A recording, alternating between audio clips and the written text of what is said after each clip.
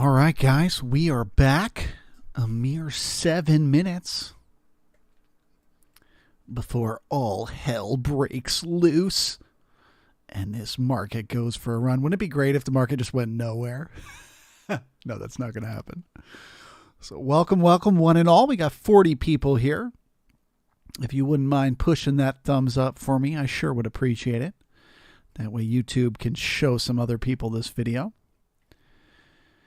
As far as what to expect here this morning, as I mentioned earlier, the highest probability, due to the fact that we are back in the previous balance area, is that we're heading to the opposite end of balance. But anything can happen once the notes come out.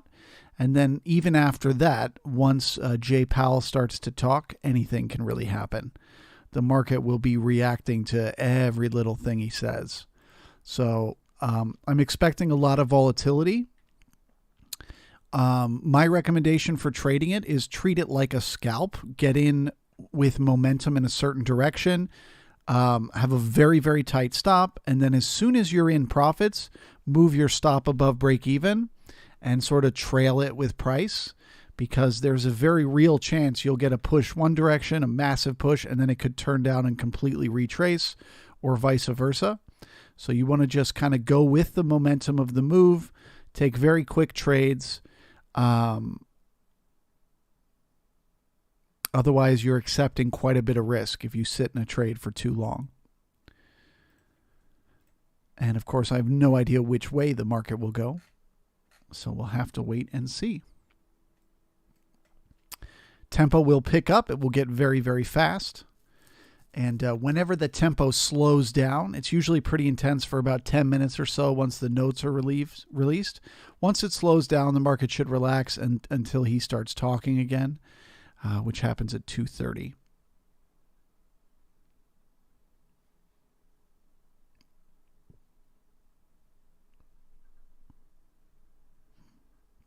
And of course, when that happens, we'll watch it here on screen together.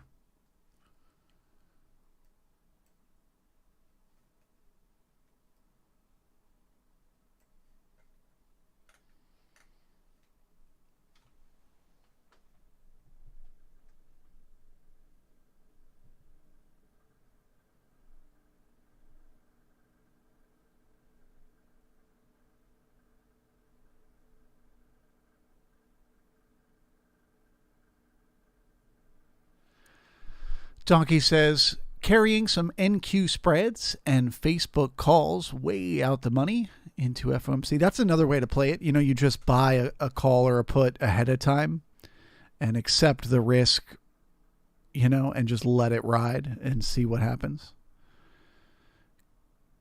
Because we don't know if it's going to go up or down, but it will very likely make a big move and then close in a very different location than we currently are.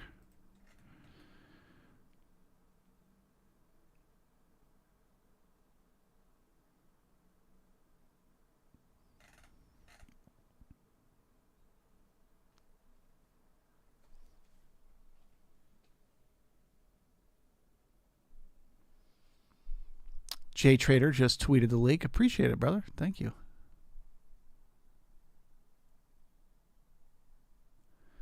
Design Knob making his prediction here. It's going to whip down, take out the lows, and then trend higher until the close. Well, I hope you got yourself a long trade down there at the lows then.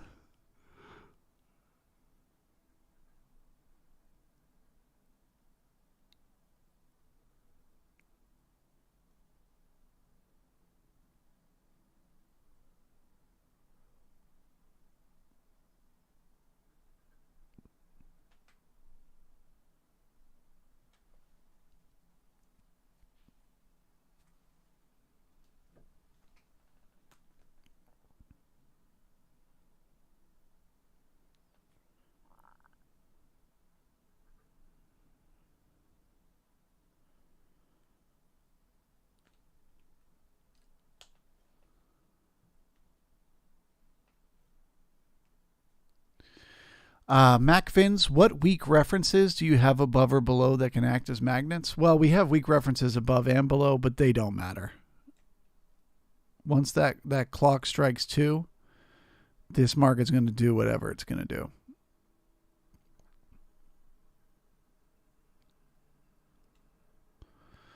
So there you go. Just repaired those weak references. Left behind a poor high.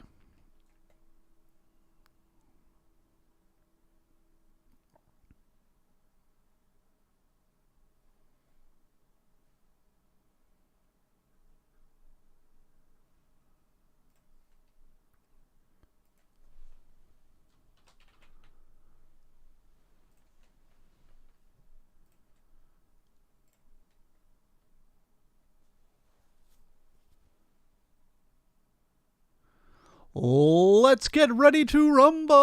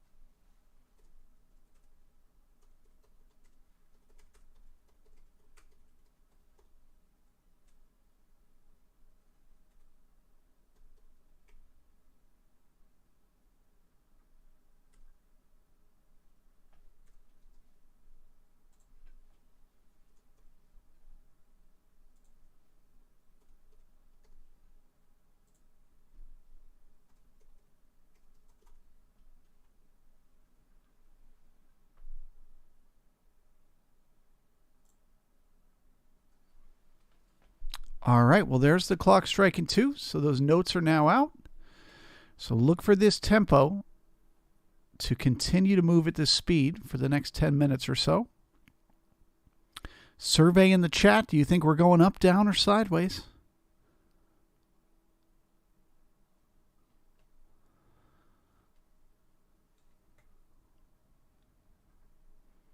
The heat is on.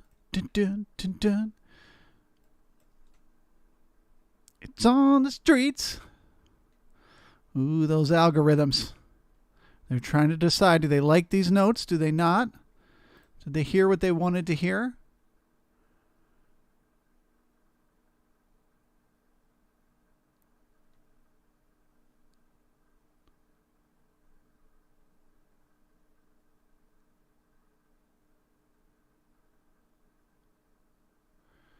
Okay, so they moved a whole percentage point.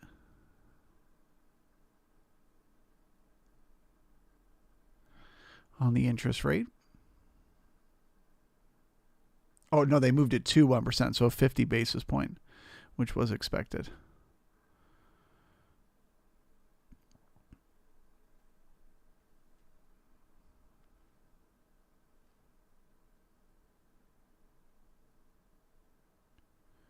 They're going to begin shrinking the balance sheet.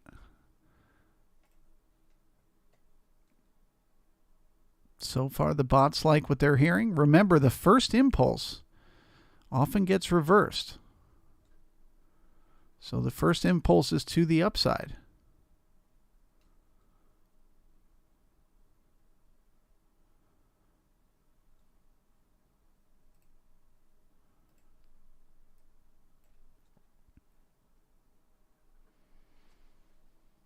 All right, last chance on the survey. We got 100 people hanging out. Only 35 voted. Where do you think it's going to go?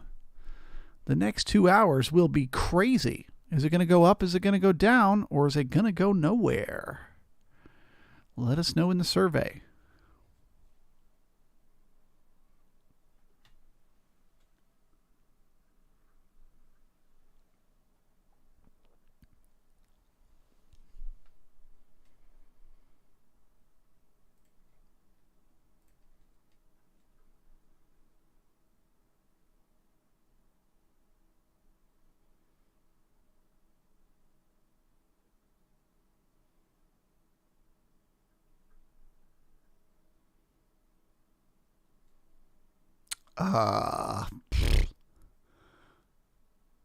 With proper monetary policy, the Fed anticipates inflation to return to the target of 2%.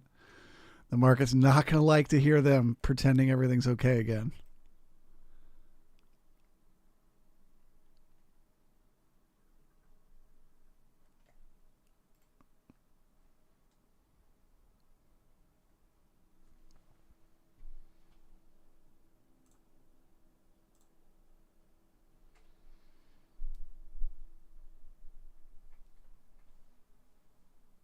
All right, so the poll is pretty evenly split. 50% up, 33 down, and 14 sideways. So we just don't know. Arcadian, the answer is D, all of the above.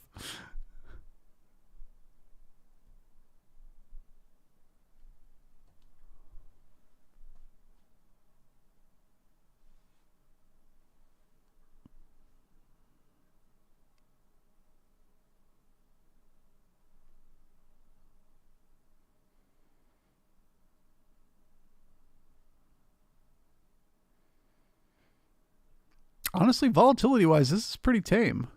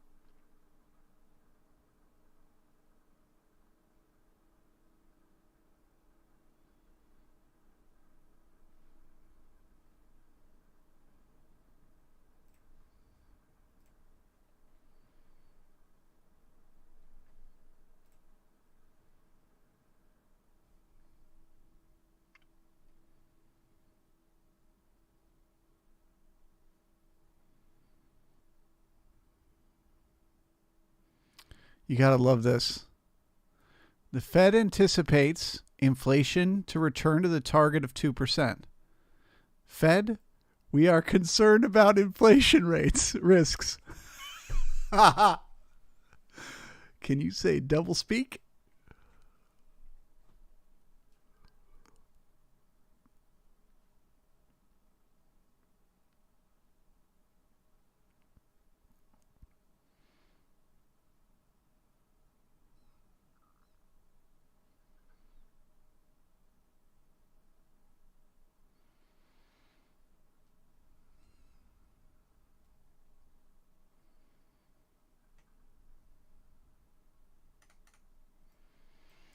All right. Well, the initial impulse was to the upside. And they're bringing it back down. So we got some potential support right around the opening price. But if they bust through that, the next support will be 41.58. Sorry, opening price at 77.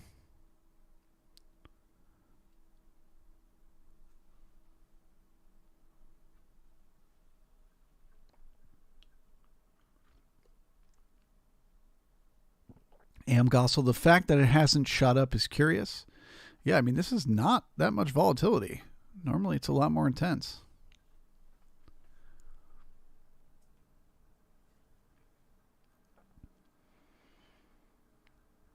So that initial wave of bots has already made their trade. And now the human traders are starting to position themselves. How do they see this information?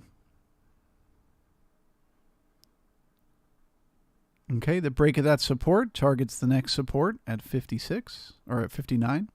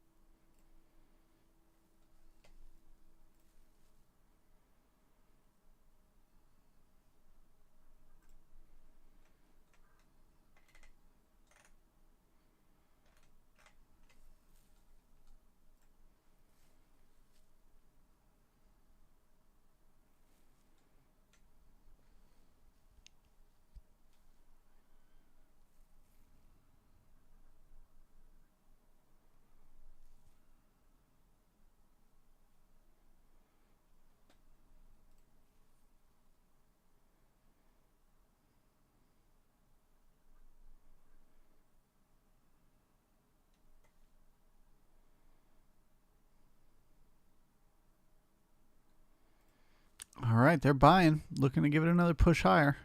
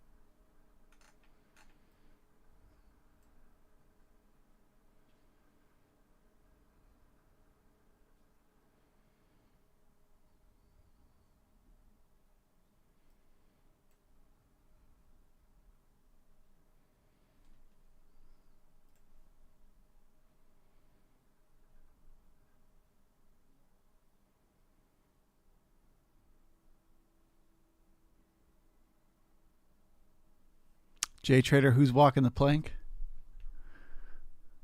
At least half of you. And it's going to happen when you least expect it.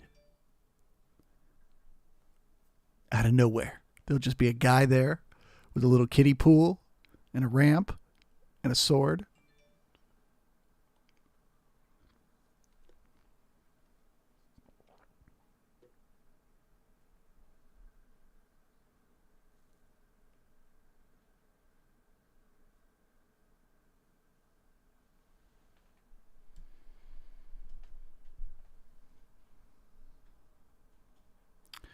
Screwball, everything in price? Do you mean within today's range?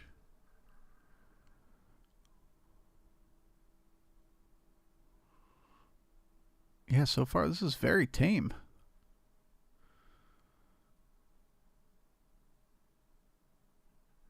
But who knows what happens when Papa Powell starts to speak. Guru, what did he say? Nothing. He starts in 20 minutes. This is just the reaction to reading the notes from yesterday's meeting.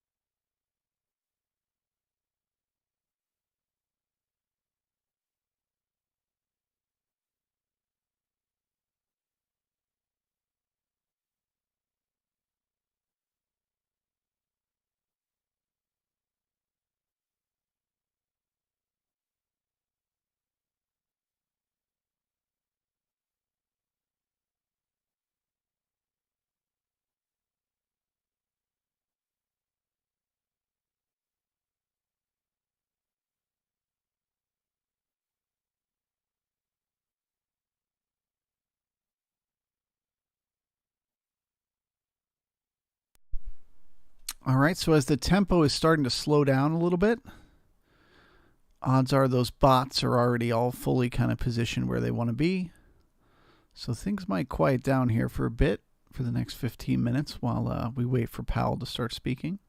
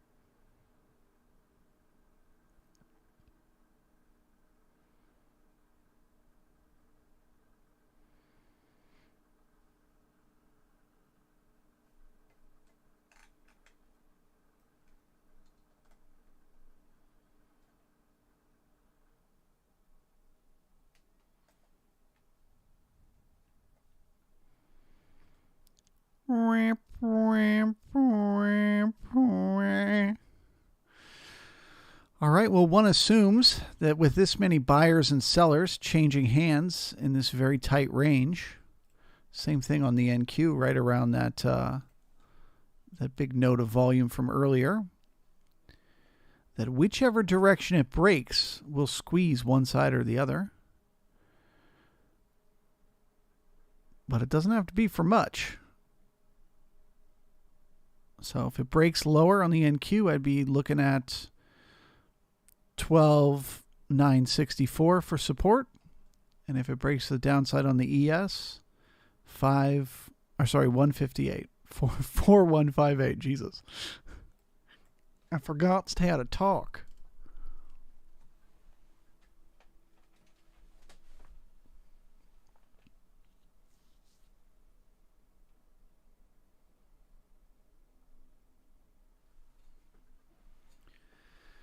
Donkey says balance sheet reductions is the news, and they're starting.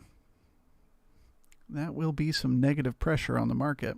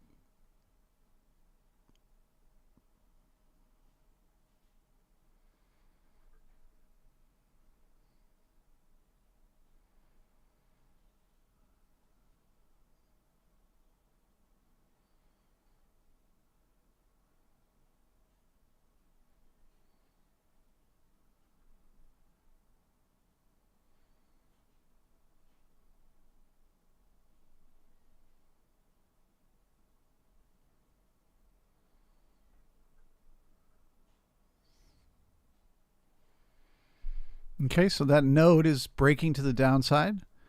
So looking for support around between like 59 and 56.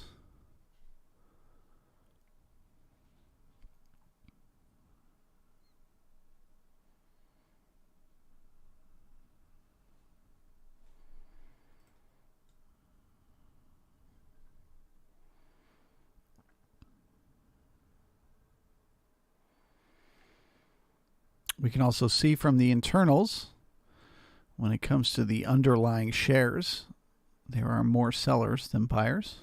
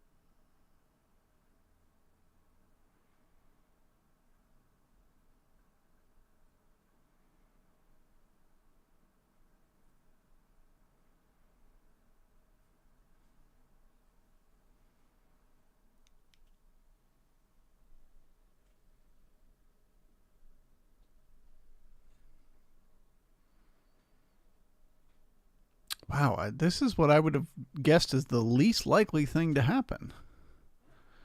Just kind of rotating around inside yesterday's range.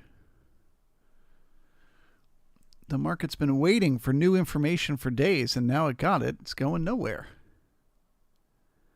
Very interesting.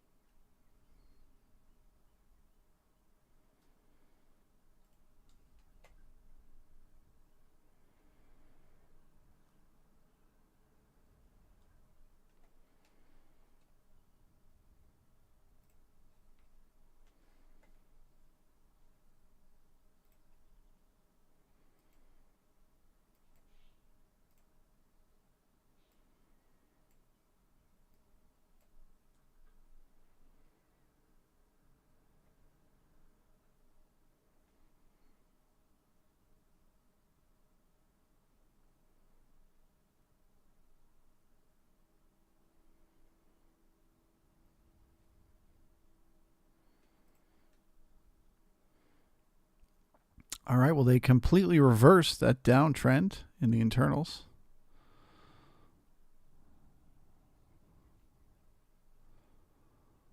So it's anyone's ball game.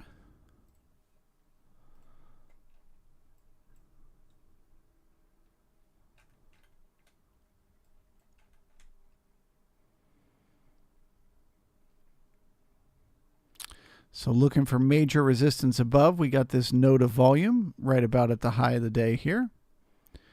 Above that, we've got the base of the single prints down at 42.32. Could act as resistance. But if they get through that, if they're able to work their way up there and get through that, repairing the poor high comes in play at 42.65. But obviously they got to get through that resistance and that resistance before they can get up there.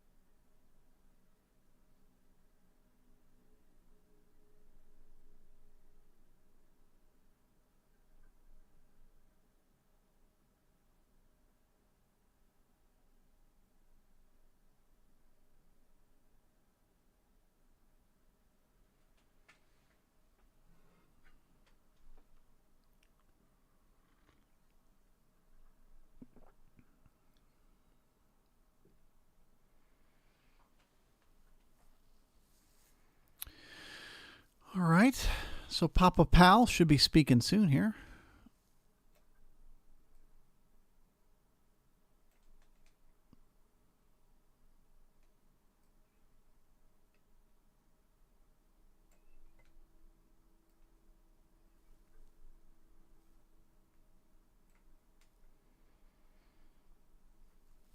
Here we go.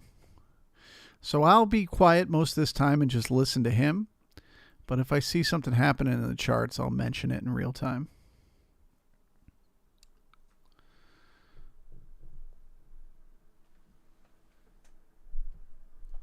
Momentum seems stronger to the upside than to the downside. But like I said, anything he says could change everything very, very quickly.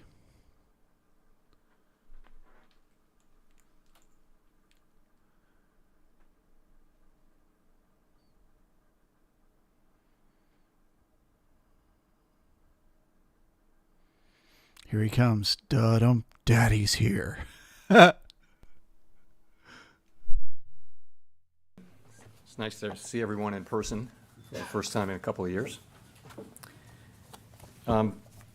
Before I go into the details of today's meeting, I'd like to take this opportunity to speak directly to the American people. Inflation is much too high, and we understand the hardship it is causing, and we're moving expeditiously to bring it back down. We have both the tools we need and the resolve that it will take to restore price stability on behalf of American families and businesses. The economy and the country have been through a lot over the past 2 years and have proved resilient. It is essential that we bring inflation down if we are to have a sustained period of strong labor market conditions that benefit all. From the standpoint of our congressional mandate to promote maximum employment and price stability, the current picture is plain to see. The labor market is extremely tight and inflation is much too high.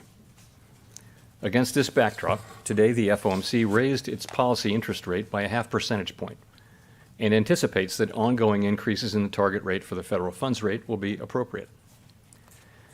In addition, we are beginning the process of significantly reducing the size of our balance sheet. I'll have more to say about today's monetary policy actions after briefly reviewing economic developments. After expanding at a robust 5.5% pace last year, overall economic activity edged down in the first quarter. Underlying momentum remains strong, however, as the decline largely reflected swings in inventories and net exports, two volatile categories whose movements last quarter likely carry little signal for future growth. Indeed, household spending and business fixed investment continued to expand briskly. The labor market has continued to strengthen and is extremely tight. Over the first 3 months of the year, employment rose by nearly 1.7 million jobs.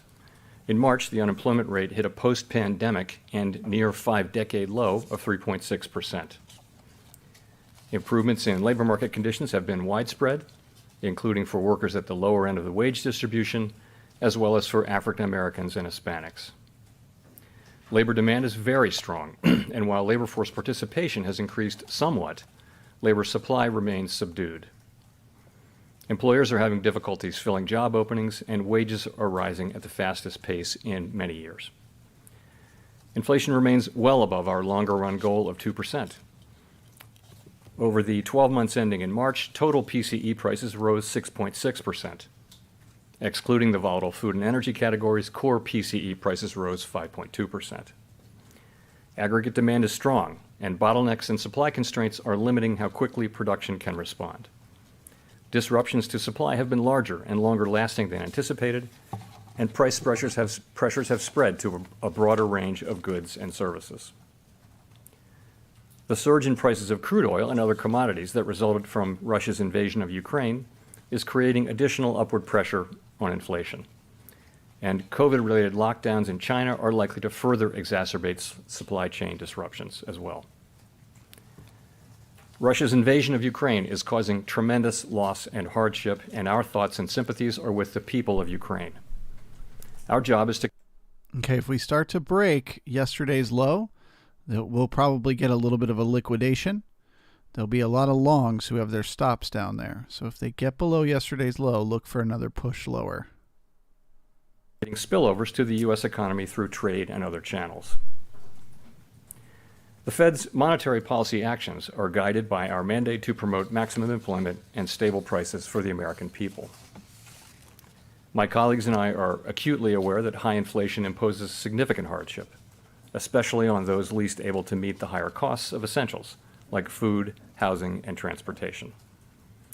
We are highly attentive to the risks that high inflation poses to both sides of our mandate, and we're strongly committed to restoring price stability. Against the backdrop of the rapidly evolving economic environment, our policy has been adapting, and it will continue to do so. At today's meeting, the committee raised the target range for the federal funds rate by a 0.5 percentage point and stated that it anticipates that ongoing increases in the target range will be appropriate. We also decided to begin the process of reducing the size of our balance sheet, which will play an important role in firming the stance of monetary policy.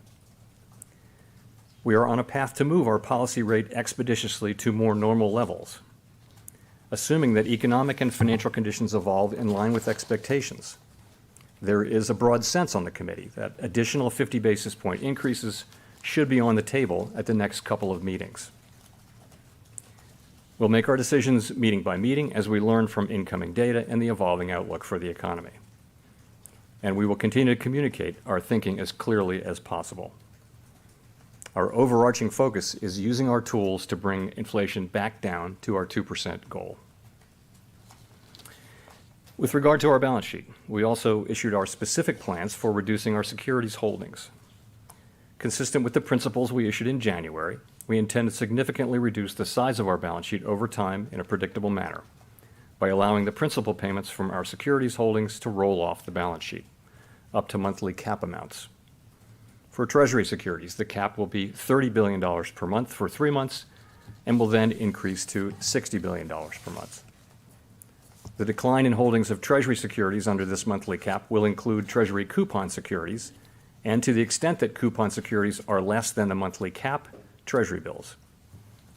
For agency mortgage-backed securities, the cap will be $17.5 billion per month. for 3 months and will then increase to $35 billion per month.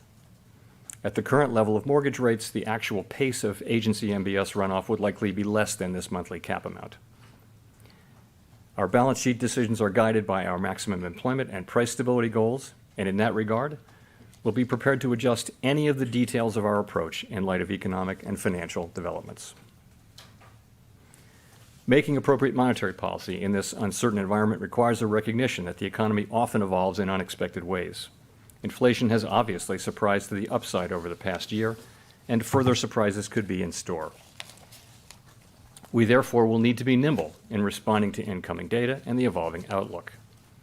And we will strive to avoid adding uncertainty to what is already an extraordinarily challenging and uncertain time.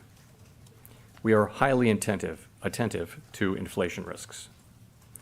The committee is determined to take the measures necessary to restore price stability. The American economy is very strong and well-positioned to handle tighter monetary policy. To conclude, we understand that our actions affect communities, families, and businesses across the country. Everything we do is in service to our public mission.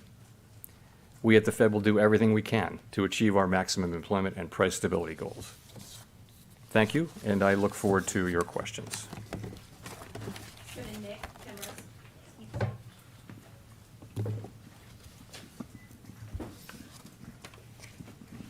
Nick Chamarosa of the Wall Street Journal.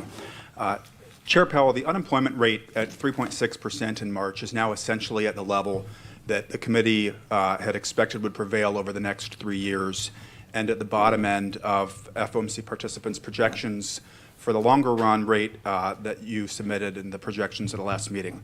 How has your outlook for further declines in the unemployment rate changed since March? What does this imply for your inflation forecast? And how has your level of confidence changed with regard to the feasibility of slowing hiring without pushing the economy into recession? Thanks. Thank you. So you're right, 3.6% unemployment is just about as low as it's been in 50 years. And I would say that I expect, and committee members generally expect, that we'll get some additional participation. So people will be coming back into the labor force. We've seen that, particularly among prime age people. And that will, of course, tend to hold the unemployment rate up a little bit. I would also expect, though, that job creation will slow. Job creation has been at more than 500,000 per month in recent months, very, very strong, particularly for this stage of the economy. And so we think with fiscal policy less supportive, with monetary policy less supportive, we think that job creation will slow as well. So it is certainly possible that the unemployment would go down further. So I would expect those to be relatively limited because of the additional supply and also just the slowing in job creation. Implications for inflation, really the wages matter a fair amount for companies, particularly in the service sector. Wages are running high, the highest they've run in quite some time, and they are one good example of, or good illustration, really, of how tight the labor market really is. The fact that wages are running at the highest level in many decades. And that's because of an imbalance between supply and demand in the labor market. So we think through our policies, through further healing in the labor market, higher rates, for example, of vacancy filling and things like that, and more people coming back in, we like to think that supply and demand will come back into balance and that therefore wage inflation will moderate to still high levels of wage increases, but ones that are more consistent with 2% inflation. That's our expectation. Your third question was? Your level of confidence that you can slow hiring without pushing the economy into a downturn. So I guess I would say it this way.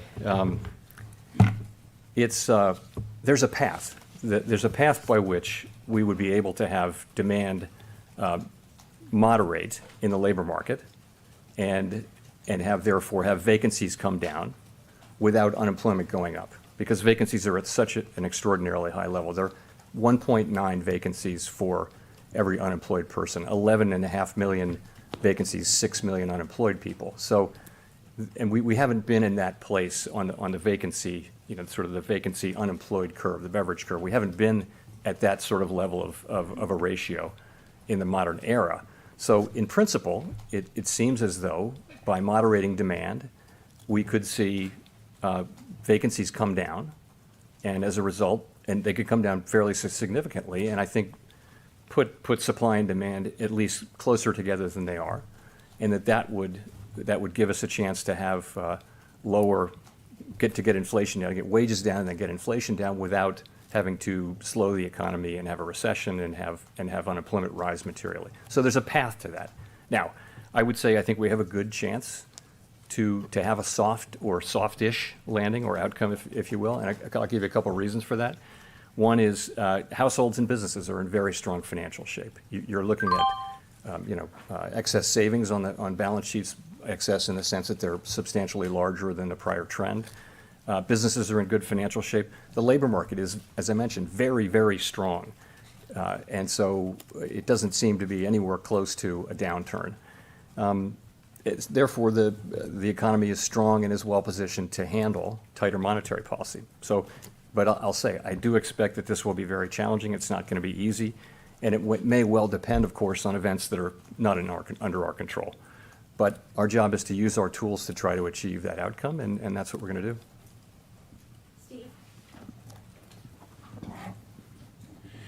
Steve Leisman, CNBC. Thanks for taking my question, Mr. Chairman. You talked about using 50 basis point rate hikes or the possibility of them in coming meetings. Might there be something larger than 50? Is 75 or a percentage point possible? And perhaps you could walk us through your calibration. Why 1 month or one meeting should we expect at 50? Why something bigger? Why something smaller? What is the reasoning for the level of the amount of tightening? Thank you. Sure. So 75 basis point in an increase is not something the committee is actively considering.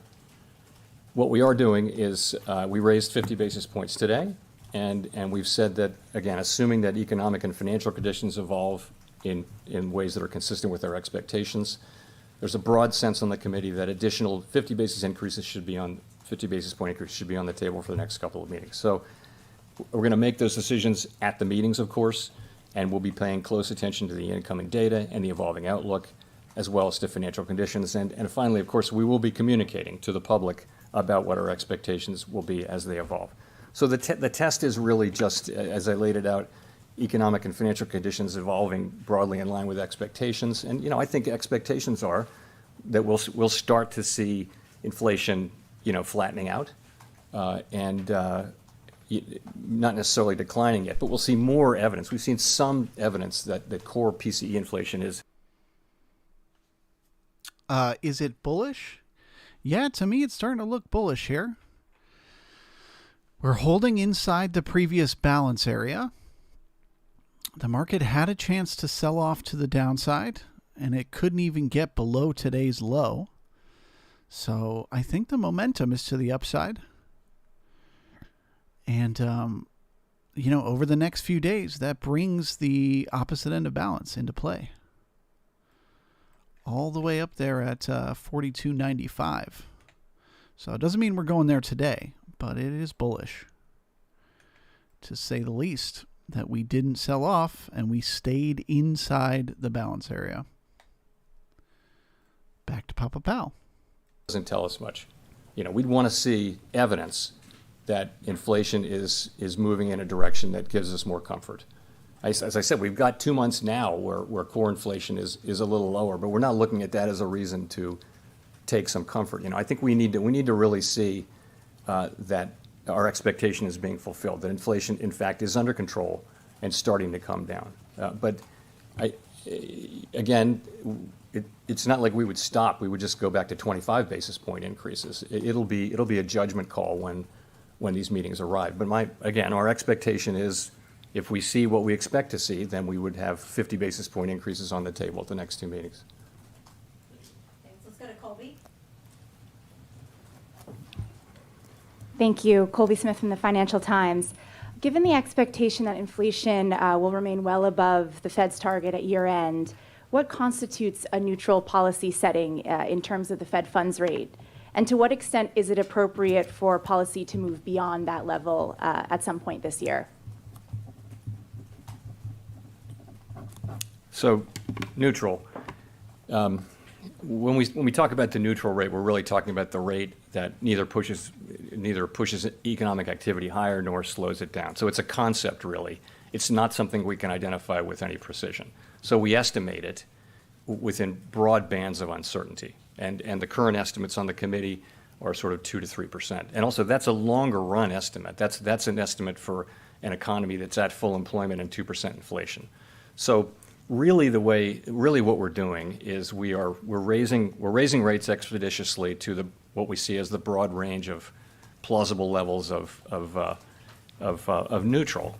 But we know that there's not a bright line drawn on the road that tells us when we get there. So we're going to be looking at financial conditions, right? Our policy affects financial conditions, and financial conditions affect the economy.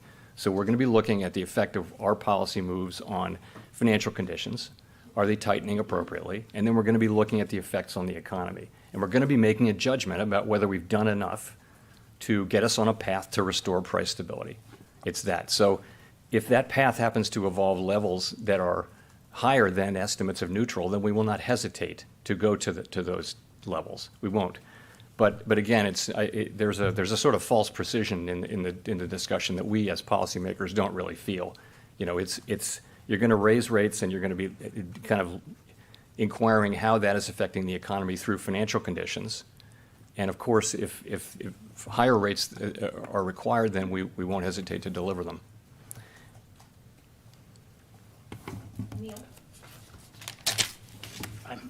Thanks, Chair Powell. Neil Irwin with Axios. Do you see evidence that inflationary psychology is changing, that in areas like workers' wage demands, businesses' willingness to raise prices, do you see evidence that there is a psychological shift going on inflation? Thanks. So we don't really see strong evidence of that yet, but that does not in any way make us comfortable. I think if you look at short-term inflation expectations, they're quite elevated. And you can look at that and say, well, that's because people expect inflation to come down. And in fact, inflation expectations come down fairly sharply.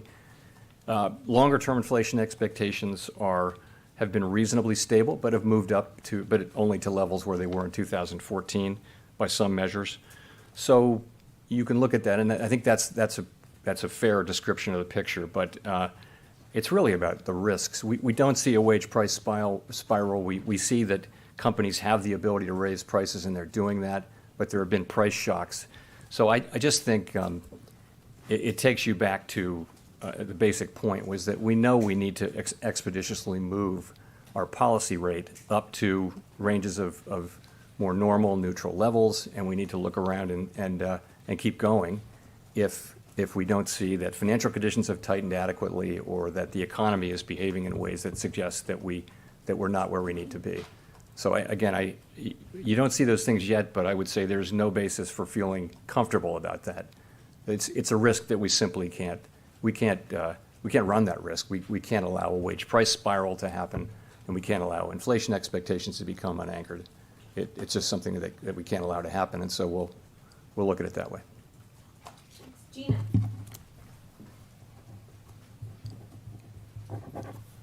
Great. Thanks, Chair Powell. Gina Smilik with the New York Times. You mentioned in the statement both the upside risks to inflation from Russia and China. Obviously, those are very much supply shocks rather than demand side. And I wonder what you meant to convey by adding them. I wonder what you meant to convey by adding those. Well, so our tools don't really work on supply shocks. Our tools work on demand. And to the extent we can't affect really oil prices or other commodity prices or food prices and things like that. So we can't affect those. But there's a job to do on demand, and that you can see that in the labor market, where demand is substantially in excess of supply of workers, and you can see it in the product markets as well. But I guess I'm just pointing out that a couple of things. For both the situation in Ukraine and the situation in China, they're likely to both add to headline inflation, and people are going to be suffering from that. You know, people almost suffer more from food and energy shocks but even though they don't actually tell us much about the future path. So, but the second thing is that they're both capable of preventing further progress in supply chains healing, and so, or even making supply chains temporarily worse. So they're going to weigh on the process of global supply chain healing, which is going to affect broader inflation too. So in a way, there are two further negative shocks that have hit really in the last, 60 days, 90 days. Victoria.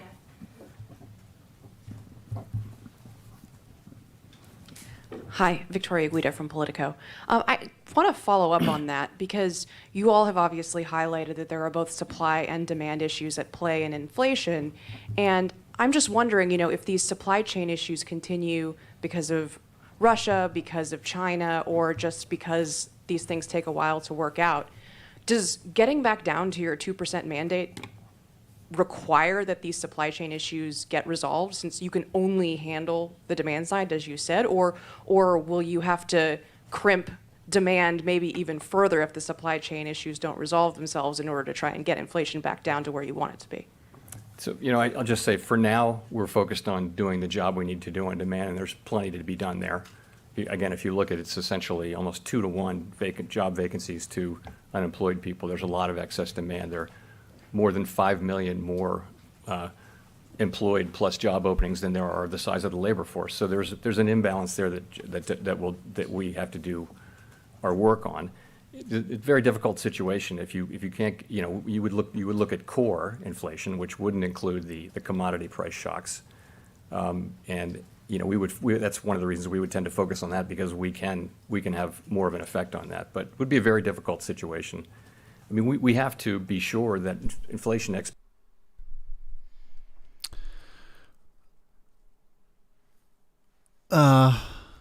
Rugsy, can't see the numbers on your chart. Yeah, so the support that I'm looking at right now is, it's not an exact level, but this little area where we built up support above the J period high. So around like 42.07-ish. If that breaks, the halfback, which actually just moved up a hair at 41.9350. And of course, I'm targeting the poor high that needs repair up at 42.65. Once that's repaired, that magnet goes away. That's pulling at the price. So I could see the market pulling back down once they get up there. But obviously, all Powell has to do is say the one wrong thing, and this thing can reverse on us. But to me, it's like I said, it's, an opposite end of balance play. They tried to break lower. They failed. So the obvious next stop is the opposite end of balance. Could be there by tomorrow.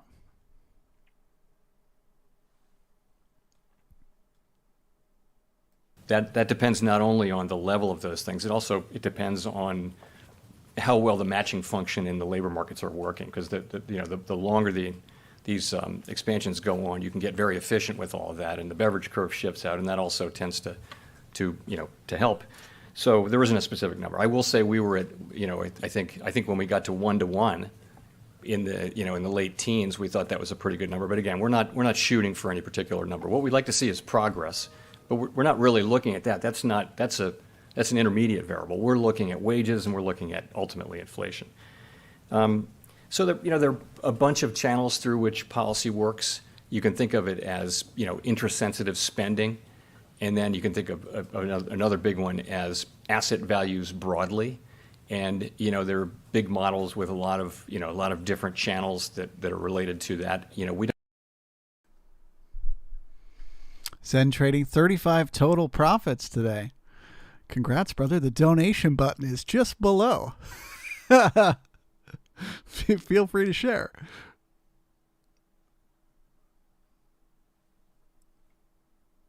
All the different financial conditions indexes, for example, which include equity, but they also include debt and many other things, credit spreads, things like that too.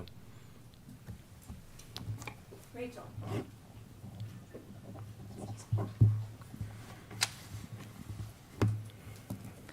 Hi, Chair Powell. Rachel Siegel here from the Washington Post. To follow up from your message from the very beginning, what is your message to the American people about when they will start to feel the effects of, say, a 50 basis point rate hikes or multiple hikes? How do you explain to them what that does to their grocery bill or their rent or their gas bill? Thank you. So the first thing to say is that we understand, and some of us are old enough to have lived through high inflation, and many aren't, but it's very unpleasant. It's just something people don't, when they experience it for the first time. You're paying more for the same thing. If you're a normal economic person, then you're probably Nicholas, don't have that's that much correct. extra, We don't have to get there spend, today. and it's immediately hitting your 95, spending but on groceries, the target on ultimately is a swing. on gasoline, on energy, and things like that. So we understand the pain involved. So how do you get out of that? And it's our job to make sure that inflation of that unpleasant high nature doesn't get entrenched in the economy. That's what we're here for. One of the main things we're here for. Perhaps the most fundamental thing we're here for. And the way we do that is we try to get supply and demand back in sync with each other, back in balance, so that the economy is under less stress and inflation will go down. Now, the process of getting there involves higher rates, so higher mortgage rates, higher borrowing rates, and things like that. So it's not going to be pleasant either. But in the end, everyone is better off. Everyone, particularly people on fixed incomes and at the lower part of the income distribution, are better off with stable prices. And so we need to do everything we can to restore stable prices. We'll do it as quickly and effectively as we can. We think we have a good chance to do it without a significant increase in unemployment or really sharp slowdown. But ultimately, we think about the medium and longer term, and everyone will be better off if we can get this job done. The sooner the better. Thank you, Chair Powell. Edward Lawrence with the Fox Business Network. So you've talked in the past about consumer spending and how that's drives the economy. Are you concerned with this high level of inflation that the consumer will stop spending, pushing us into, and what's the level of your concern, pushing us into a recession? So the economy is doing fairly well. We expect growth to be solid this year, and we see household spending and business investment as fairly strong, even in the first quarter, which was relatively slow on some other fronts. So, and the labor market. If you look at the labor market, for people who are out of work and looking, there are lots of job opportunities. For wages are moving up at rates that haven't been seen in quite a long time. So it's a good time to be a worker looking to either change jobs or get a wage increase in your current job. So it's a strong economy, and nothing about it suggests that it's close to or vulnerable to a recession. Now, of course, given events around the world and fading fiscal policy effects and higher rates, you could see some slower economic activity. Certainly it will not be. Last year was an extraordinarily strong growth year as we recovered from the pandemic. As I mentioned, growth over 5%. But most forecasters have growth this year at a solid pace, above 2%. But we've talked with economists who have advised Democrats and Republican presidents who both said that the Fed is so far behind the curve on inflation that a recession is inevitable. So, and as I said, I think we have a good chance to restore price stability without a recession, without a severe downturn, and without materially higher unemployment. And I mentioned the reasons for that. So I see a strong economy now. I see a very strong labor market, for example. Businesses can't find the people to hire. They can't find them. So typically in a recession, you would have unemployment. Now you have surplus demand. So there should be room, in principle, to reduce that surplus demand without putting people out of work. The issue will come that we don't have precision surgical tools. We have essentially interest rates, the balance sheet, and forward guidance, and they're. Okay, so once again, as we leave these single prints behind in the K period, we increase the odds that the market needs to pull back down and backfill those single prints. So if we do head up and repair that poor high first, there will likely be resistance there for that push back down. So the long trades at this point are very high risk, but the momentum is still to the upside.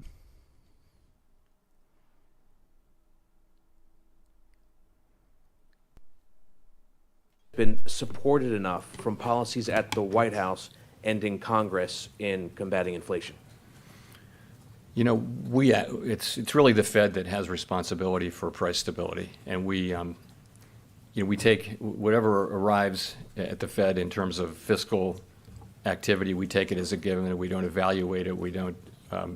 It's not our job, really. We don't have an oversight function there, and we look at it as our job to given all the factors that are happening, to try to sustain maximum employment and price stability. So, if the Congress or the administration has ways to help with inflation, I would encourage that, but I'm not going to get into making recommendations or anything like that. It's really not our role. We need to stay in our lane and do our job. When we get inflation back under control, then maybe I can, give other people advice. Right now, we need to focus on doing our job, and I'll stick to that, stick in our lane. Okay, Steve Matthews. Steve Matthews with Bloomberg News. A number of your colleagues have said that rates will need to go above neutral into a restrictive territory to bring down inflation. One, do you agree with that? And two, you recently spoke in great praise of Paul Volcker, who had the courage to bring inflation down with recessions in the 1980s. And while it's certainly not your desire, and the soft landing is the big hope of everyone, would this FOMC have the courage to endure recessions to bring inflation down if that were the only way necessary? So I think it's certainly possible that we'll need to move policy to levels that we see as restrictive as opposed to just neutral. We can't know that today. That decision's not in front of us today. If we do conclude that we need to do that, then we won't hesitate to do it.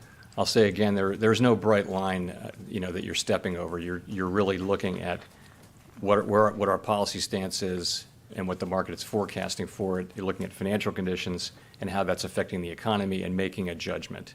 We won't be arguing about whose model of the neutral rate is better than the other one. It's much more about a practical application of our policy tools. And we're absolutely prepared to do that. Wouldn't hesitate if that's what is taken. So I am, of course, who isn't an admirer of Paul Volcker? I shouldn't be singled out in this respect, but I knew him just a little bit and have tremendous admiration for him. And but I would phrase it this way. He had the courage to do what he thought was the right thing. That's what it was. It wasn't a particular thing. It was that he always did what he thought was the right thing. If you read his last autobiography, that really comes through. So that's the test is, it isn't will we do one particular thing. I would say we see restoring price stability as absolutely essential for the country in coming years. Without price stability, the economy doesn't work for anybody, really. And so it's really essential, particularly for the labor market. If you think about it, if you look at the last cycle, we had a very, very longest expansion cycle in our recorded history. And in the last 2-3 years, you had the benefits of this tight labor market going to people in the lower quartiles, and it was, racial wealth and income, not wealth, but income gaps were coming down, wage gaps. So it's a really great thing. We'd all love to get back to that place, but to get back to anything like that place, you need price stability. So we've been hit by historically large inflationary shocks since the pandemic. This isn't anything like regular business. This is, we have a pandemic, we have the highest unemployment, since the Depression. Then we have this outsized response from fiscal policy and monetary policy. Then we have inflation. Then we have a war in Ukraine, which is cutting the commodity, patch in half. And now we have these shutdowns in China. So it's been a series of inflationary shocks that are really different from anything people have seen in 40 years. So we have to look through that and look at the economy that's coming out the other side. And we need to somehow find price stability out of this. And it's obviously going to be very challenging, I think, because you do have numerous supply shocks, which are famously difficult to deal with. So I guess that's how I think about it. Hey, Chris. Thank you. Chris Rugaber at Associated Press. Earlier, you just said that if necessary, I think were the words, that you would, or if it turned out to be necessary, or you said it's possible that we'll need to move policy to restrictive levels. Given where inflation is and the hot economy is, or certainly the hot labor market as you described it, why still the hesitation? I mean, shouldn't it be, what else do you need to see in order to determine that? Wouldn't the Fed naturally be looking to go to a restrictive level at this point? Thank you. So if I said necessary, I meant to say appropriate. We're not going to be erecting a high barrier for this. It's more if we think it's appropriate. The point is we're a very long way from neutral now. We're moving there expeditiously, and we'll continue to do so. And we can't make that decision really today. The decision about how high to go will be on the table to be made when we reach neutral. And, I expect we'll get there expeditiously, as I've mentioned. So it's not that we don't want to making that decision today wouldn't really mean anything. But I'll say again, if we do believe that it's appropriate to go to those levels, we won't hesitate.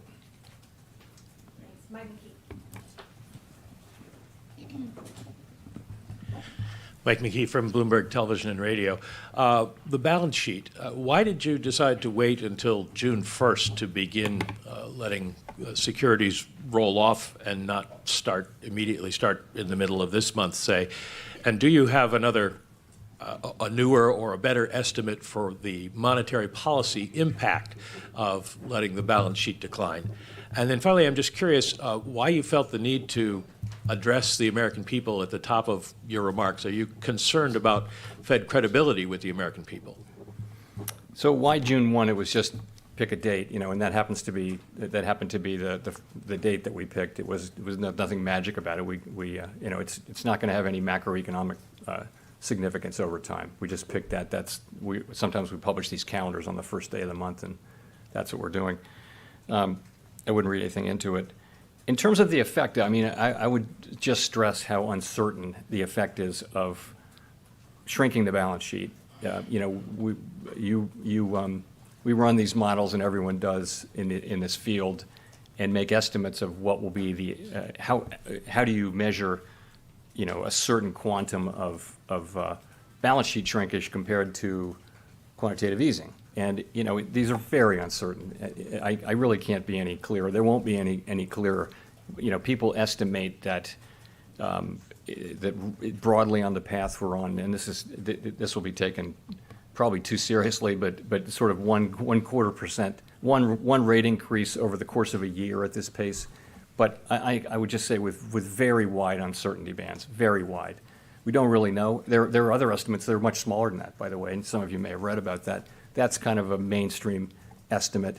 We know that it is part of returning to more normal, more neutral financial conditions. And our strategy is to set up a plan and have it operate, and really have the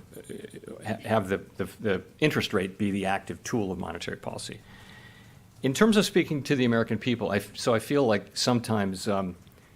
I want to remind us, really, that that's who we work for, and that it's inflation that people are feeling all over the country. And it's very important that they know, that we know, how painful it is, and that we are working hard on fixing it. I thought it was quite important to do that.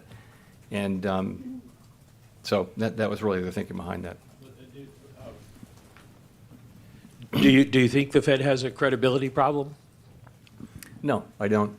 And a good example of why would be that, so in the fourth quarter of last year, as we started talking about tapering sooner and then raising rates this year, you saw financial markets reacting, very appropriately, not to bless any particular day's measure, but the way financial markets, the forward rate curve has tightened in response to our guidance and our actions really amplifies our policy. I mean, it's monetary policy is working through expectations now to a very large extent. We've only done 2 rate increases, but if you look at financial conditions, the 2-year is at 280 now. In September, I think it was at 20 basis points, and that's all through the economy. People are feeling those higher rates already, and that shows that the markets think that our forward guidance is credible. And I think that's we want to keep it that way. Scott Brian Chung. Hi there, Brian Chung with Yahoo Finance. To expand on Steve's question about Paul Volcker, there was also a great pain that came with that as well. Higher interest rates obviously affecting households and businesses, and wondering how you kind of square what might be demand destruction. Are you already seeing that? Is the idea here to incentivize a lack of spending, to decrease consumption, to perhaps table business? Okay, so once again, just a reminder, once they repair that poor high, the magnet that's been pulling at price disappears. And we do have some resistance just above, pretty much right at that poor high, and then a little bit higher up at about 42.75. So I do think we're running out of steam here. And, you know, just keeping an eye on it. Can't go straight up forever. As far as a pullback, you know, we got potential support in this area around 42.41. But if we start to backfill these single prints, we're likely to head back down to 42.10, looking for support there once we repair that poor high.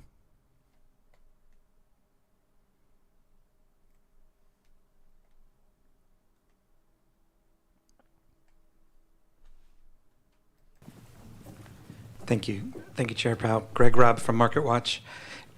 I was wondering if you could take a step back and talk about, in March, the dot plot had, you know, steady, looked like steady quarter point rate hikes, get the funds rate up to 2% at the end of the year. Now, it seems like you're much more aggressive. So could you talk about the thinking that's behind that? Thank you. So, look, I think what you've seen is really, I would say last fall, in the middle of last fall, there was a time when our policy stance was still pretty much in sync with what the data were saying. If you remember, there were a couple of weak jobs reports, and inflation had actually come, month by month inflation had come down till September, a few months in a row, stayed low. And then around the end of October, we got three or four really strong readings that just said, no, this is a much stronger economy. And by the way, then with the restatement of the jobs numbers, it looked like the job market was much more even and stronger in the second half of the year, but that hadn't happened yet. Anyway, we got an ECI reading, Employment Compensation Index reading, the Friday before the November meeting. Then we got a really strong jobs report. Then we got a really high CPI report. And so I think it became clear to the committee that we needed to adjust and adapt. And we have. Ever since then, really ever since then, we've been adapting. The committee moved by the time of the December meeting to a meeting of 3 rate increases, then to a meeting of 7 rate increases at the March meeting. And that process is going on, and it's clearly continuing. And that's why I say, and I actually mentioned this at the March meeting, that no one should look at any single SEP as sort of a real resting place for 90 days, because we're in a fast evolving situation, and that's what's happened. You can see unanimous vote today, of course, and I told you the Trading Donkey, you don't see the balance area high as the target. I certainly do, like bigger picture, but today intraday, I feel like once that poor high is repaired, we'll need some kind of pullback. We may pull back, find support, and then head up for the balance area high. Or we may get up there tomorrow. But I just think that poor high is a magnet. There you go, repaired. So now that magnetic pull is over, let's see if we can still bring in more buyers. But that opposite end of balance is certainly a target. Just not necessarily for this exact minute.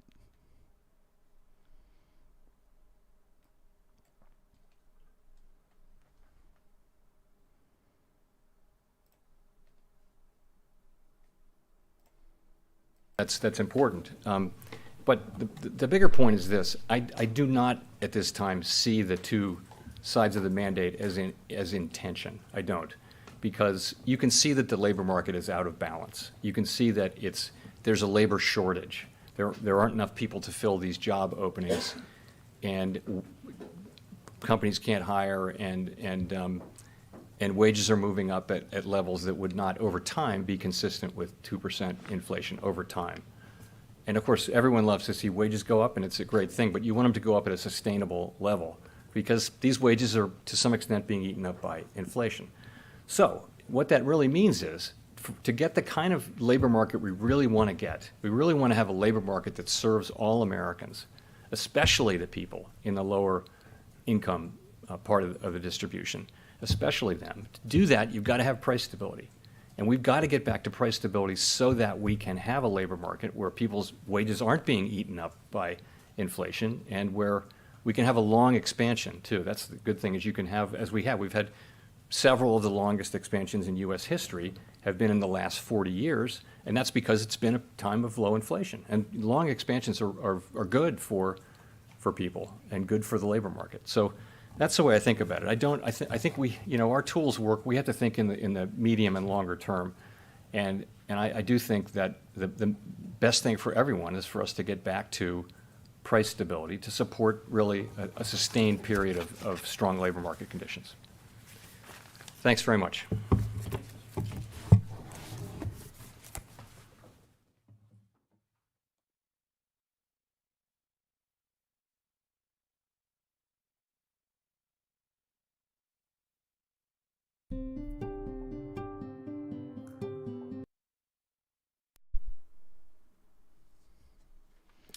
All right.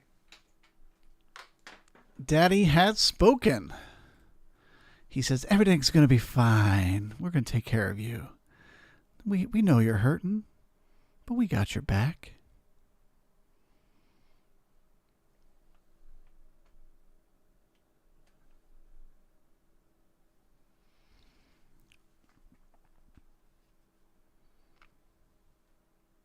All right, so Donkey brought up the daily. Let's go take a look at the daily and see what that looks like right now. Okay, certainly looks like it's heading up towards that opposite end of balance. Just like this, look below and fail. It might take 2 days to get up there.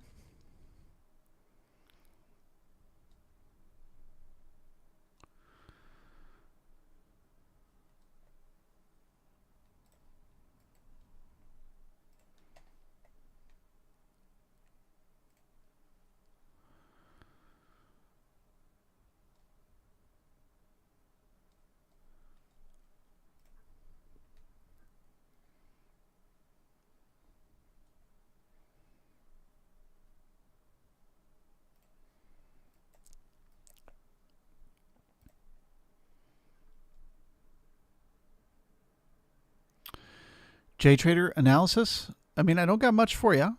I'm looking for the market to find support. It would be very bullish if it finds support around the 42.40 area for continuation to the upside. But if it needed to pull back down and backfill those single prints, that would still be bullish. It's still a look below and fail of balance. So it would still increase the odds that we're heading up to the opposite end over the next few days. And you got both the base of the K period single prints and the halfback there. So there should be some buyers waiting in there. But at this point, to me, it doesn't feel like a good moment to go long.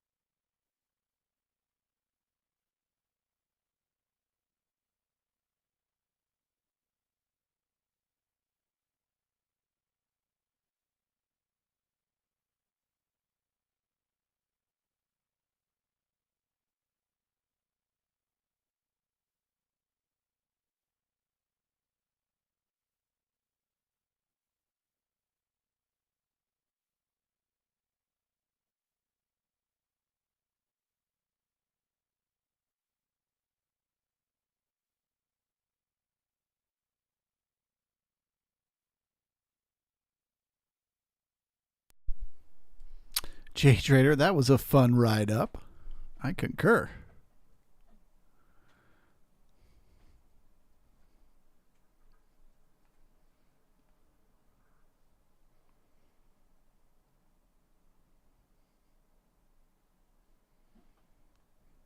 This also counts because it's in the L period. It counts as a spike up.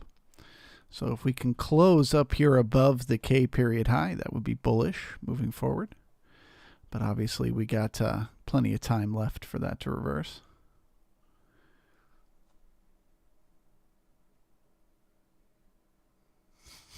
Guru. Oh, see. Design knob unless you were short? Well, I don't know why you would have been.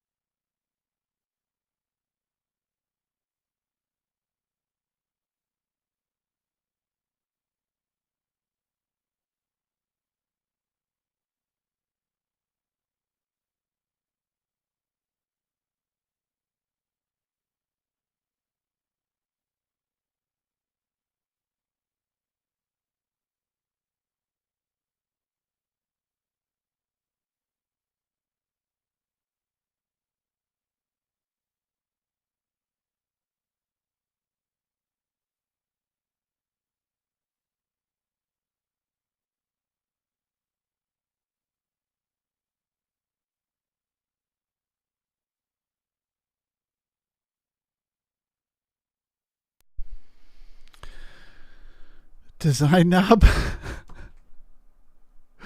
Oh, man. I'm so sorry, my dude. We really got to talk about your risk management. There's just no way you should have still been in a short once this thing started to crank higher.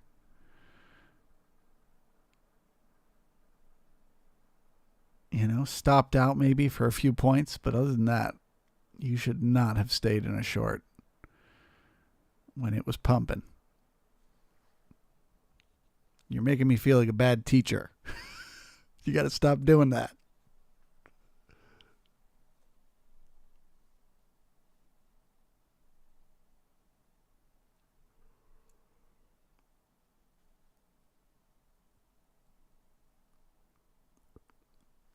All right, so testing this first resistance around 78.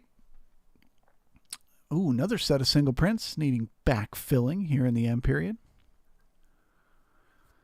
Increasing the odds further of a little bit of a pullback.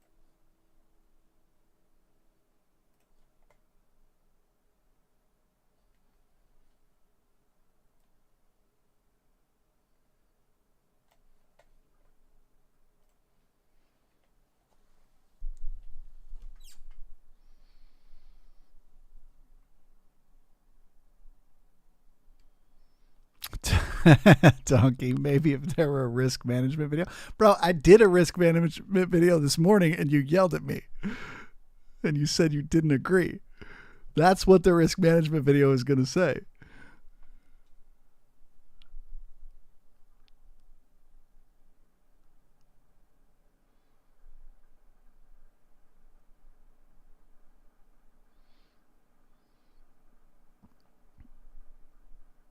Sami, seems like short covering rally. Yeah, 100%. Got that super thin volume. So it's too many people got themselves short and have to get out of those trades. All right, well, they're pushing through the first resistance. They may make it to the opposite end of balance. Jeez Louise. So yeah, when you got all this thin volume like this, it's definitely more short covering and FOMO buying. If the bigger players didn't position themselves down here in the range, they would be waiting for a pullback to get in.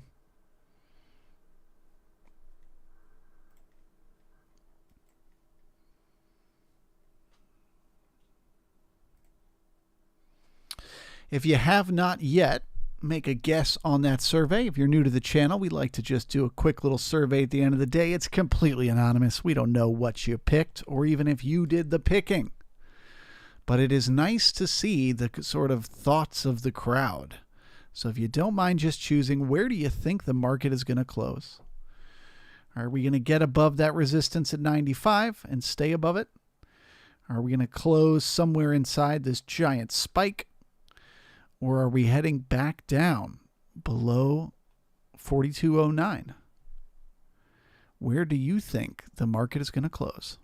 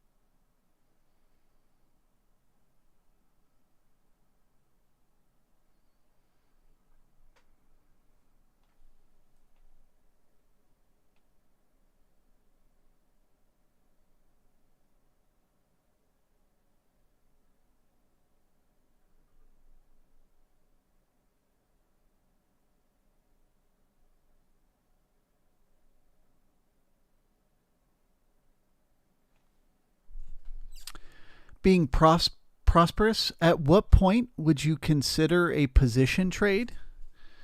Back down in in the value area from today? I mean, you missed it at this point. So the way we look at a balance area, you can see over here. Let me just delete those. So you can see over here, we had this balance area. And what did the market keep doing? It just traded from one end to the other. So if you catch the lower end, it's a great trade to get to the opposite. But once you get up to the opposite, you got to wait to see if the market's going to break out. There's a very real chance, just like there was resistance here, here, and here, there is resistance waiting when we push up into there. So at this point, you don't want to get into a position trade. You wanted to get into it down here to get to that opposite end. But beyond that, you got to wait for the breakout now. You got to wait for it to go above, come back down and find support. And then you've got another nice potential position trade for a move higher.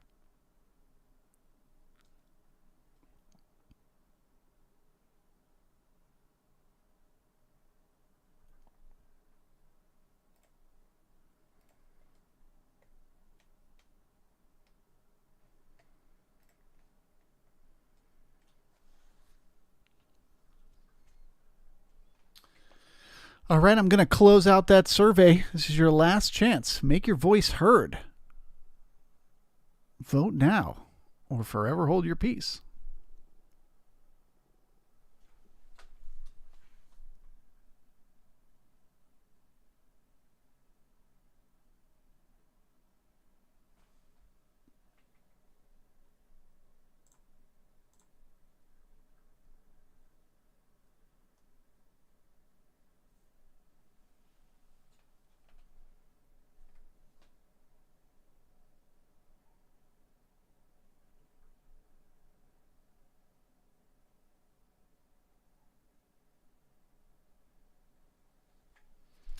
All right, the results are in. 50%, man, same as before. 50% are seeing that we're going to close inside this range here, inside the spike, this area here. 45% think this puppy's going to keep cranking right into the close. They think Murderbot's taking us higher. And only 2% think we could fall back down into value. So if you like to fade the chat, the short would be the trade.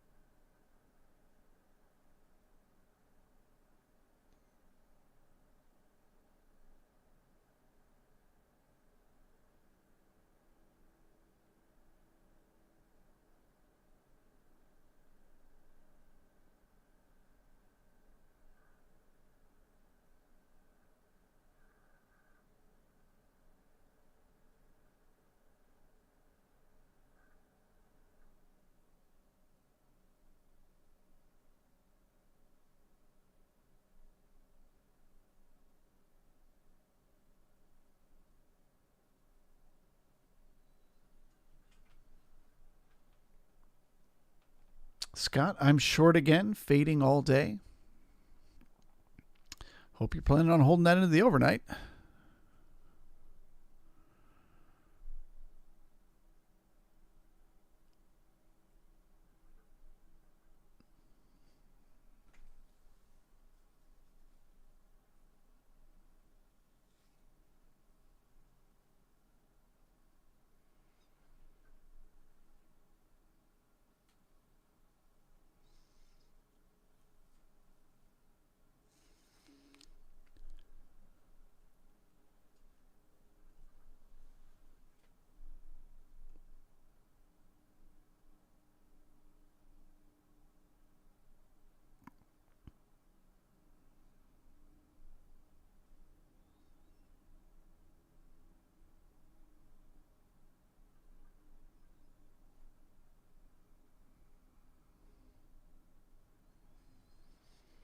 Trading Donkey 4303 is weekly cessation. That would be interesting.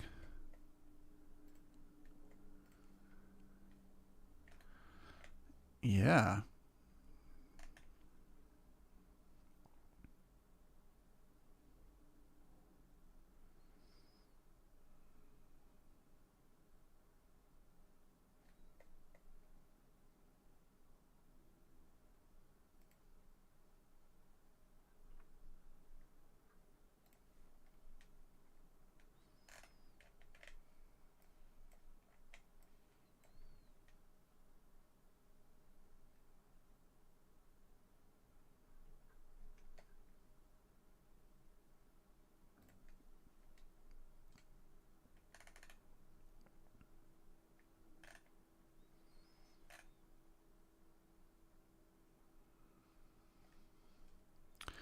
All right, so we're pushing into some resistance here.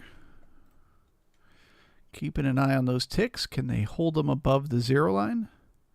Or do the sellers start to pile on up here?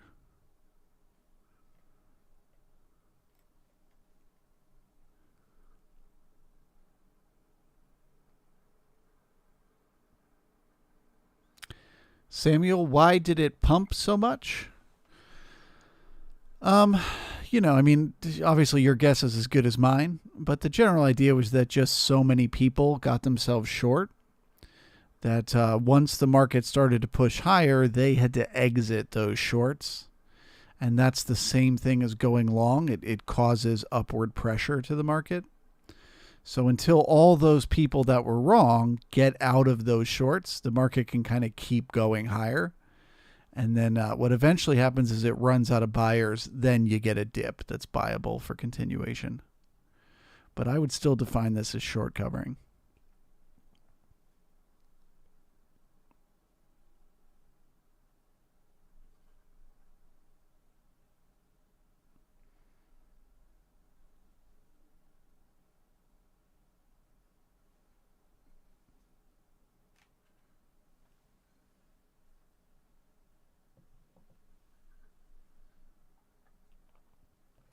If you're new to the channel and you found anything I said interesting, please take a second to just hit that subscribe button and stay in touch. Keep up with what we're doing. This is a pretty awesome community and we'd love to have you as part of it. So feel free to subscribe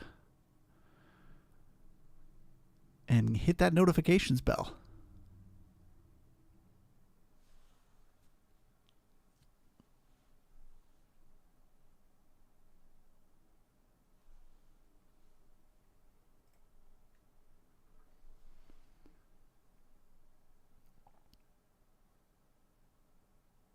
If we can get to 2,000 subscribers, which is we're like 50 away, by Friday, I'll get totally wasted on a live stream this weekend. We'll play a drinking game or something together. If we can get to 2,000 subscribers by Friday.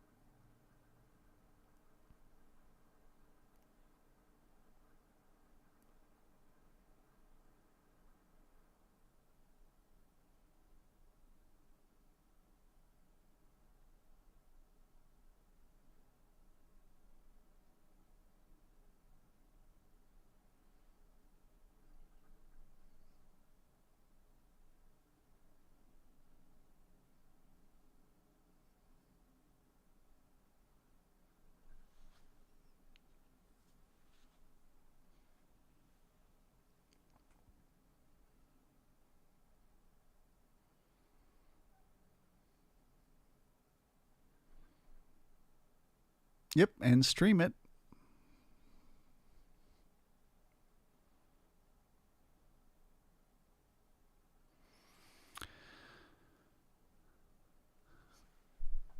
Cortman, I think the reason is that option dealers use futures to hedge and have to buy back futures if the market doesn't take a dump. Basically short covering like the captain of the ship said. Yeah, there's a lot. That's something that, you know, is totally outside of my realm of understanding, but there is a lot of that happens. The sort of market makers hedging themselves and then having to unhedge. I have never really wrapped my mind around that, but there's a lot of that going on.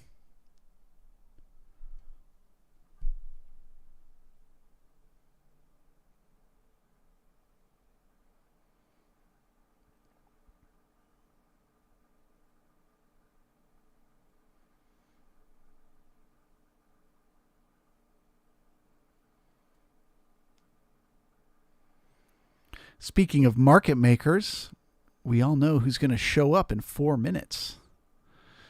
The ultimate maker of markets. The Dark Pool Murderbot. Wonder what Murderbot's going to have for us today.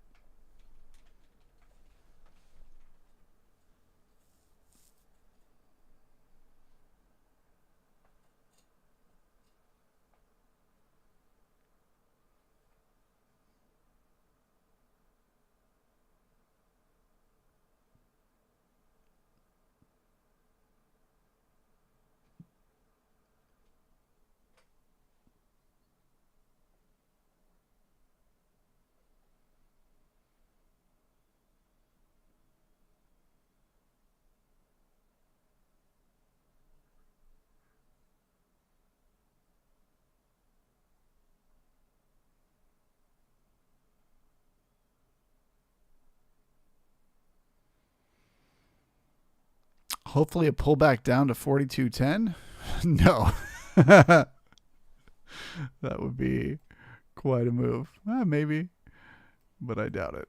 I bet you there's support waiting at 42.50.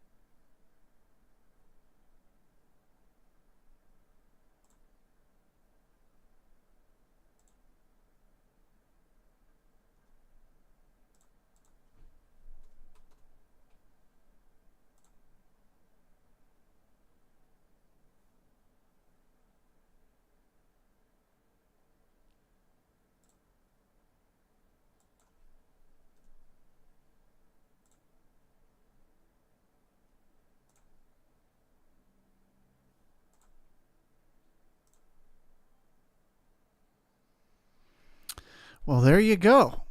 Traded to the opposite end of balance. That is interesting.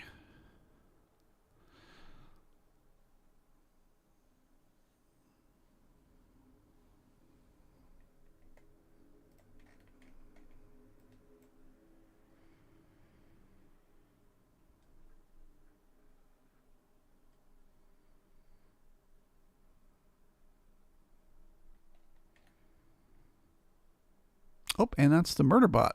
So the murder bot's giving us this push.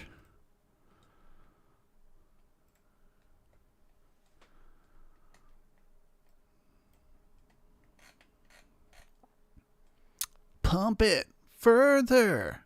Pump it further.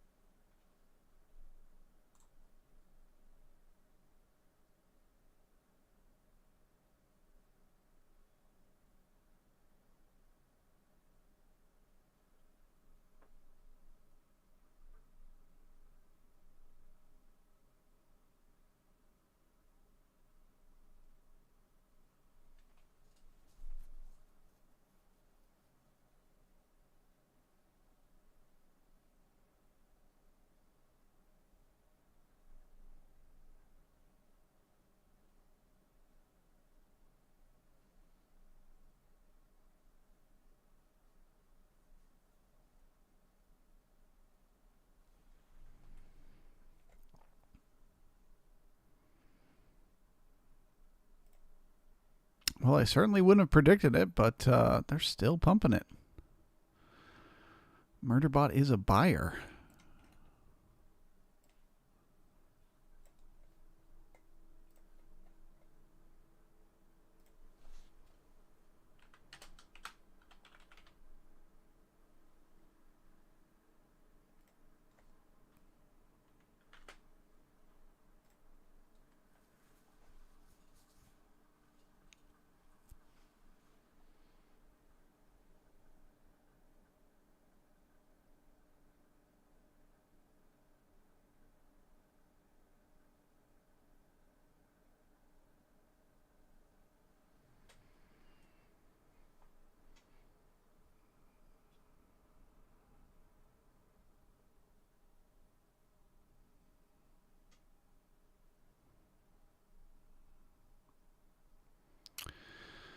For what it's worth, Cortman, this is not a recommendation, but I use AMP futures. I mean, you got to trade with your own money, but I use AMP futures and I never have a problem.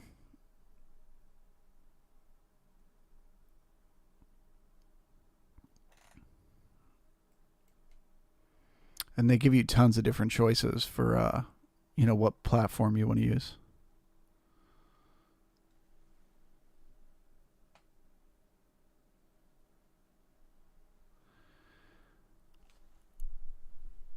Being prosperous, what is the murder bot and how can you tell that it's a buyer? Well, the telling it's a buyer is just because price continues to push higher, right? Once we got up here to the balance area high, there was plenty of reason for the market to pull back. So if it's continuing to push higher, that is the murder bot. Buying, what is the murder bot? It's essentially in the last 10 minutes of every day. It's at 350. And then there's another set at 355. It's just a set of algorithms that kicks in to rebalance the dark pools. And so it just often causes a lot of very fast volatility. And it's completely unpredictable. It could go either way. So that's why we call it the murder bot. It'll get you.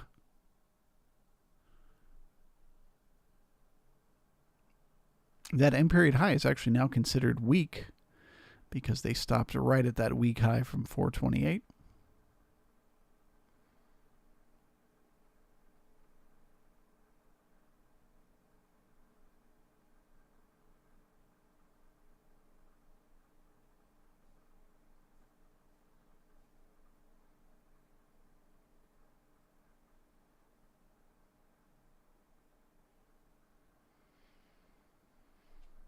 I mean, it's funny you should say that. A lot of people love NinjaTrader. They've got a really loyal following. I assume it's more your broker than NinjaTrader, the software.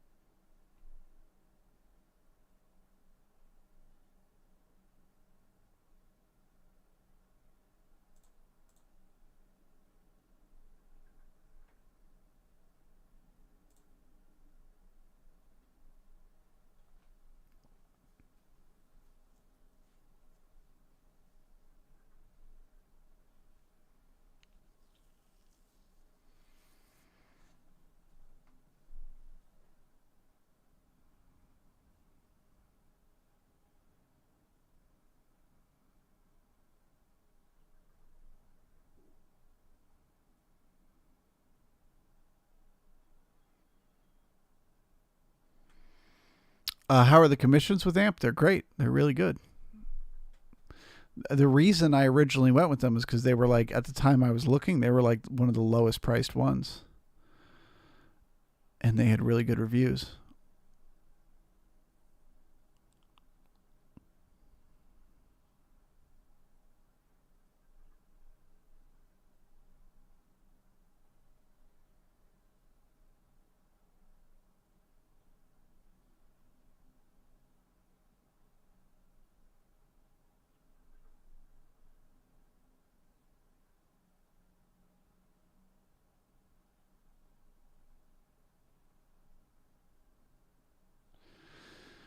Arcalion, some days the Murderbot whipsaws are incredible. Yeah, man. It can blow your mind what the bot can do. And it's so disappointing when it doesn't do anything. When it just kind of goes nowhere. Not that we needed any more excitement today.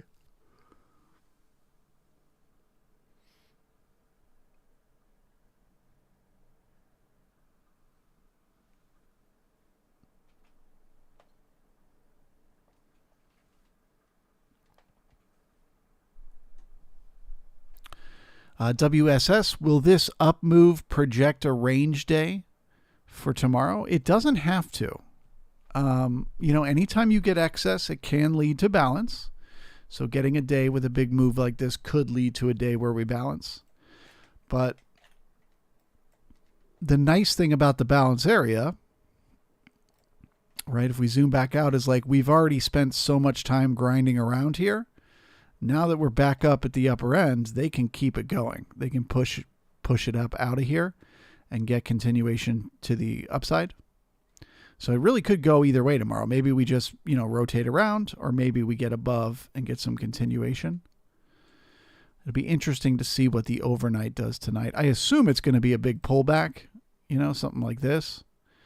And then we open somewhere inside today's range tomorrow. But if we gap up and open with a gap higher, that will be very, very bullish. So we'll have to wait and see. We have what we call spike rules that will be in play.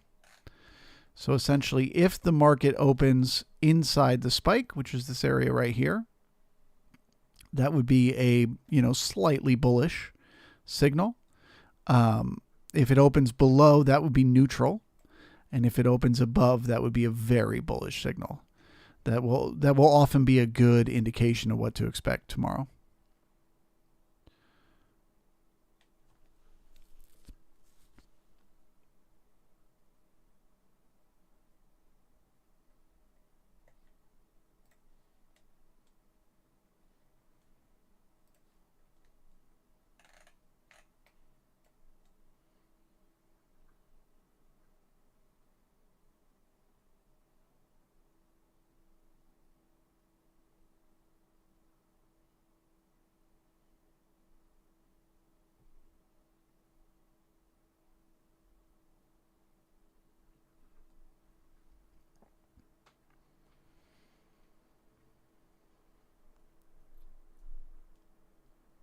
Literally going to close right at the balance area high. So there you have it. We closed inside the spike. That is bullish. So we'll look to see where we open tomorrow. Do we open inside the spike, above or below it? And of course, we will talk about it right here, live on this channel. And I look forward to seeing you all then. Have a great rest of your day. Thank you so much, guys and gals.